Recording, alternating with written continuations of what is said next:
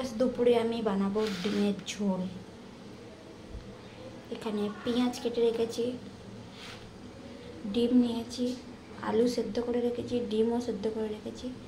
এখানে আদা, রসুন, ধনে বাটা, জিরে বাটা পেস্ট, লঙ্কা গুঁড়ো, হলুদ গুঁড়ো আর গোটা লঙ্কা মিশিয়ে রেখে দিয়েছি।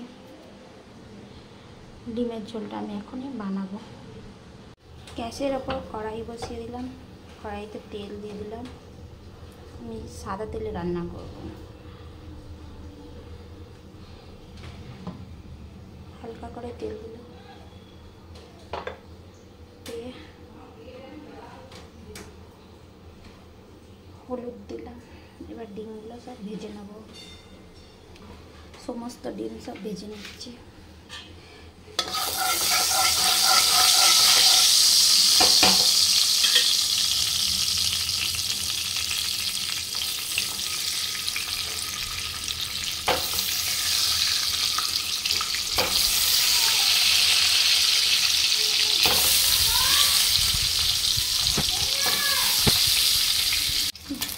ডিমটা লাল লাল করে ভাজা হয়ে গেছে, এবার ডিমটা আমি তুলে নেবো এক এক করে।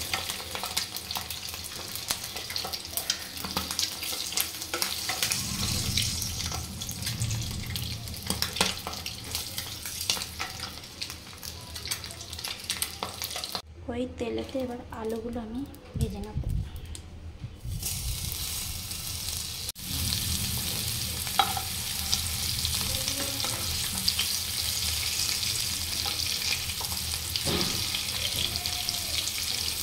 আলুগুলো সব লাল লাল করে ভেজে নেব। আলুগুলো ভাজা হয়ে গেছে আমার, এবার পেঁয়াজটা ছাড়বো। কড়াতে আবার অল্প করে তেল দিয়ে দিলাম,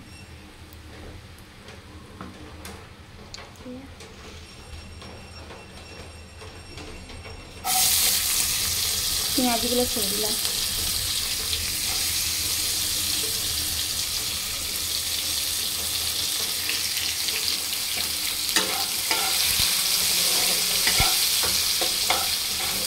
পেঁয়াজগুলো লাল লাল হোক, ঢাকা দিয়ে রেখে দিই।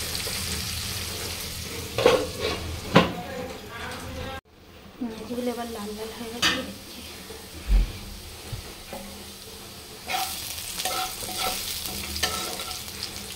পেঁয়াজটা লাল হয়ে গেছে, এবার সমস্ত মশলা আমি ঢেলে দিলাম। আদা, রসুন, জিরে, ধনে, লঙ্কা, ঢেলে মাছটাকে ভালো করে কষবো। একটু ঢাকা দিয়ে দিলাম, ঢাকনটা খুলে দিচ্ছি। এর মধ্যে নুনও দেওয়া ছিল এই মশলাটার মধ্যে, এই জন্য আলাদা নুন দিলাম না।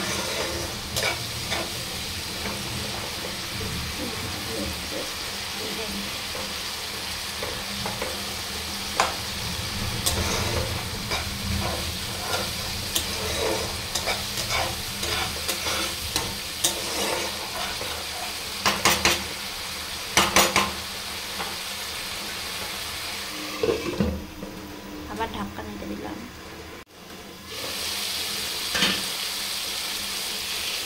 মশলাটা থেকে তেল ছেড়ে দিয়েছে,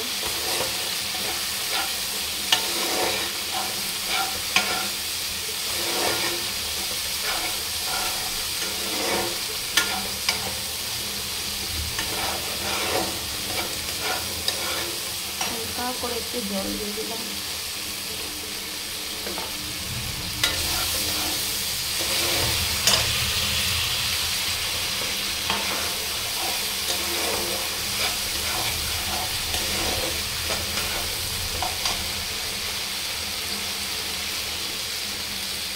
এবার জল ঢেলে দিলাম।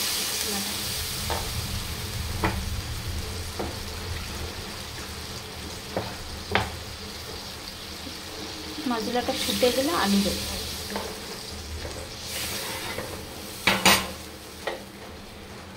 এই ঢাকা দিয়ে মশলাটা দেখে ফুটে গেছে, দেখুন মশলাটা ফুটে গেছে। এবার সমস্ত আলু দিয়ে দিচ্ছি।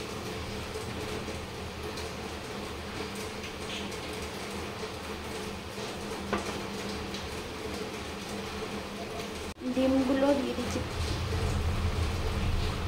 3টে ডিম এখন দেবো, 3টে ডিম কিছুক্ষণ পরে দেবো।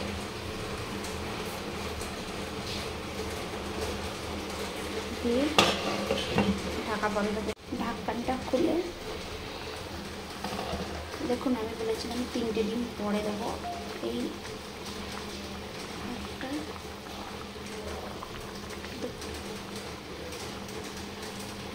তিনটে।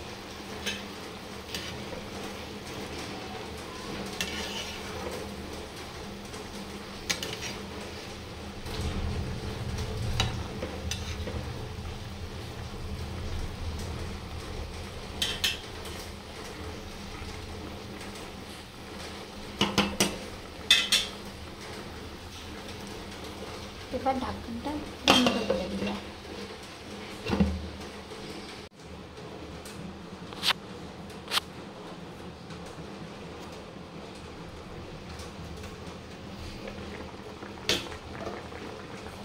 দেখো এবার গরম মশলা দিয়ে আমি এবার বন্ধ করে দেবো।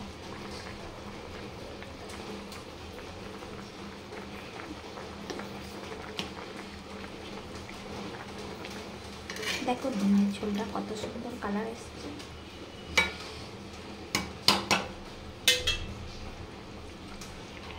ঢাকনাটা তুলে দিলাম, গ্যাসটা এবার